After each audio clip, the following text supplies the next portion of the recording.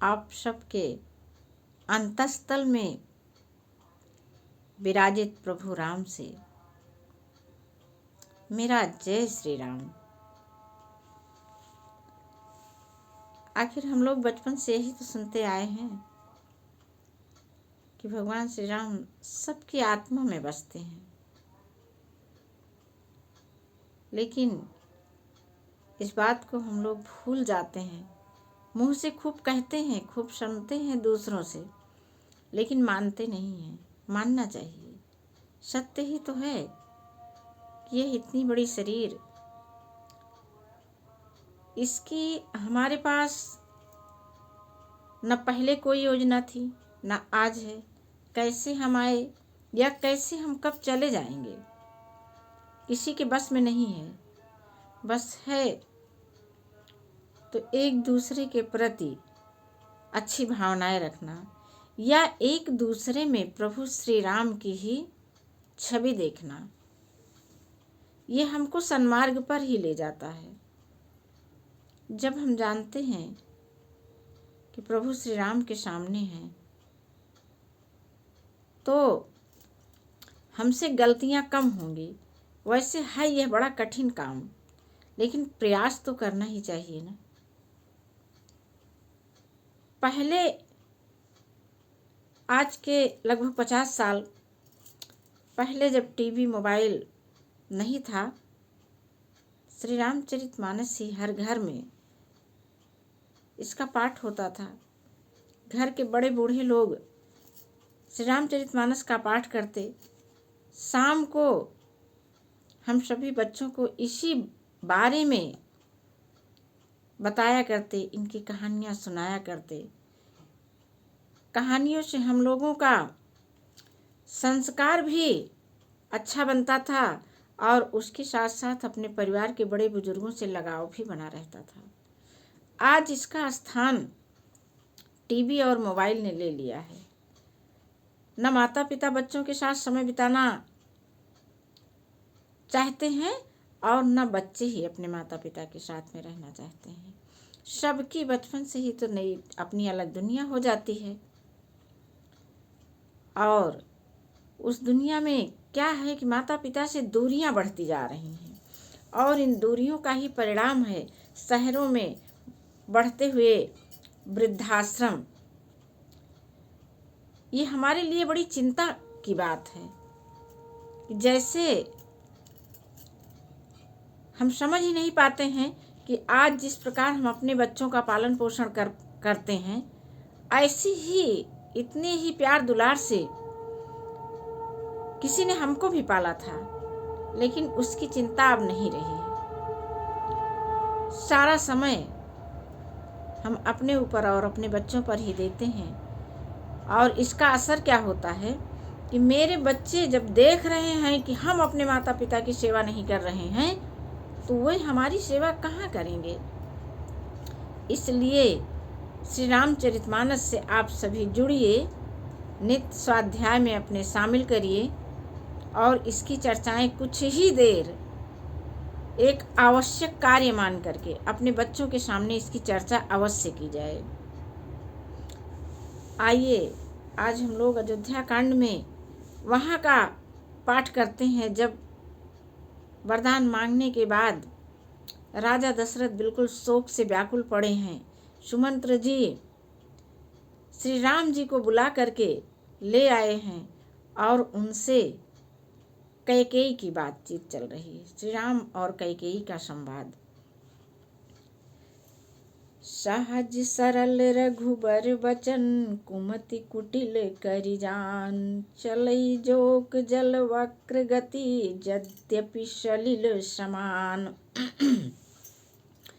रहसी रानी राम रुख पाई, बोली कपट स्नेह जनाई।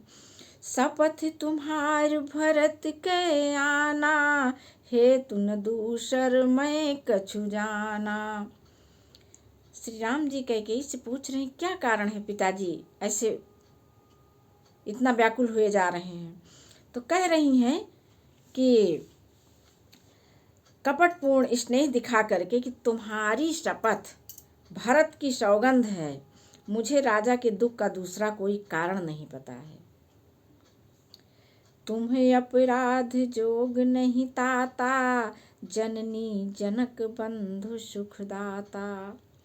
राम सत्य सब जो कछु कहु, तुम पितु मातु बचन रत आहु। कैकेयी राम जी से कह रही हैं, हे तात, तुम अपराध के योग्य नहीं हो।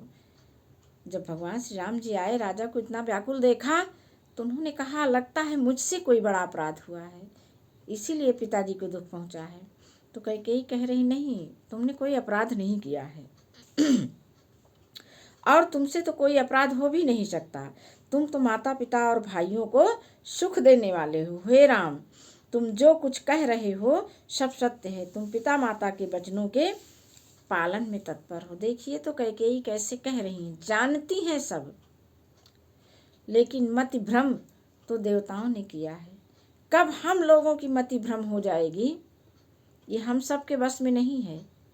निरंतर ईश्वर स्मरण, सत्कार्य, जहाँ तक मेरा बस है हम उसको करते रहें। बाकी तो ईश्वर को जो कुछ हमसे करवाना होता है वे स्वयं ही करवाते रहते हैं। इसका ज्ञान हमको इस पाठ को पढ़ने से हो रहा है। पितहि बुझाई कहु बलि सोई, चौथे पन जेहि अजस न होई। तुम सम सुवन सुकृत जेहि दीन है, औचित न तासु निरादर कीन्हे। लागहि कुमुख बचन शुभ कैसे, मगह गयाधिक तीरथ जैसे। राम ही मातु बचन सब भाए, जिमि सुर सरिगत सलिल सुहाए। गई मूर्छा राम ही सुमिर नृप फिर करवट लीन, सचिव राम आगमन कही विनय समय सम कीन। इतने में राजा की मूर्छा दूर हो गई। राम का स्मरण करते हुए वे राम राम फिर कर करवट ली। मंत्री ने श्री रामचंद्र जी का आना कह करके उनसे समयानुकूल विनती की। अवनिपु अकनि राम पग धारे, धरि धीरज तब नयन उघारे। सचिव सम्हारी राउ बैठारे, चरण परत नृप राम निहारे। राजा मूर्छित जमीन पर पड़े थे और उन्होंने जब राम का आना सुना, आंखें खोली, सुमंत्र जी ने उनको पकड़ के बैठाया। चरण परत नृप राम निहारे, और राजा ने श्री रामचंद्र जी को अपने चरणों में प्रणाम करते हुए देखा। जब भी बच्चे अपने पिता से मिलते हैं तो उनसे वे प्रणाम करते हैं, लेकिन ये सब कितना दूर होता जा रहा है। अब खाली पुस्तकों में पढ़ने को मिलता है, देखने को सीरियलों में मिलता है। यहाँ यथार्थ जिंदगी में, वास्तविक जीवन में इसका अब कहीं स्थान नहीं रहता जा रहा है। तो रामचंद्र जी को अपने पैर पकड़ते हुए, चरण स्पर्श करते हुए राजा दशरथ जी ने जब देखा तो फिर लिए स्नेह विकल उर लाई, गए मनि मनहु फनिक फिर पाई। राजा दशरथ जी ने भगवान श्री राम को अपने अंकों में ऐसे भर लिया जैसे सर्प की मणि चली गई हो और वह पुनः उसको प्राप्त हो गई हो। राम ही चितई रहु नर नाहु, चला बिलोचनी बारी प्रवाहु। राम को लगातार देख रहे हैं और आंखों से अश्रु बह रहे हैं। शोक विवश कछु कहय न पारा, हृदय लगावत बारहि बारा। शोक बस कुछ कह नहीं पा रहे हैं, अपने हृदय से बार बार श्री राम जी को लगा रहे हैं दशरथ जी। विधि मनाओ राव मन माही, जहि रघुनाथ न कानन जाही। मन ही मन ईश्वर से प्रार्थना कर रहे हैं कि किसी प्रकार ऐसा हो जाए कि श्री राम जी बन जाने से इनकार कर दें, ये न जाएं। सुमिरि महेश ही कहाहि निहोरी, बिनती सुनहु सदा शिव मोरी। आशुतोष तुम औढ़र दानी, आरती हरहु दीन जनि जानी। भगवान शिव जी से इतनी विनती कर रहे हैं राजा दशरथ जी कि आप मेरी प्रार्थना सुन लीजिए। अवश्य आप तो मुहमांगा वरदान देने वाले हैं, आप मुझे भी मेरी भी विनती सुन लीजिए। तुम प्रेरक सबके हृदय, सो मति राम ही देव। अब बचन मोर तजि राहि, घर परिहरिशील स्नेह। कह रहे हैं कि हे शिव जी, आप तो सबको प्रेरणा देने वाले हैं, आप श्री राम जी को भी प्रेरणा दीजिए कि मेरे वचन को त्याग करके वे घर में ही रहें। लेकिन कहाँ ऐसा, ये तो सबकी एक योजना थी। हम लोग प्रभु श्री राम की ही एक योजना में चल रहे हैं, है कुछ भी नहीं अपने बस में। जहाँ ये बात सत्य है कि अपने हाथ में नहीं है कुछ, वहीं बहुत कुछ है भी। हम लोगों को प्रयास करना चाहिए, सत्कर्म करना चाहिए, लगातार ईश्वर स्मरण में लगे ही रहना चाहिए। राम राम का स्मरण हम सबको सदैव करते रहना है। इससे मेरी जिह्वा पवित्र होती है, मन में शुद्ध विचार आते हैं। कभी कभी दुर्विचार आने पर वे जल्दी ही चले भी जाते हैं। इसीलिए हम सभी को श्री राम का स्मरण, उनके नाम का स्मरण लगातार बनाए रखना चाहिए। फिर अगले भाग में जय श्री राम जी की।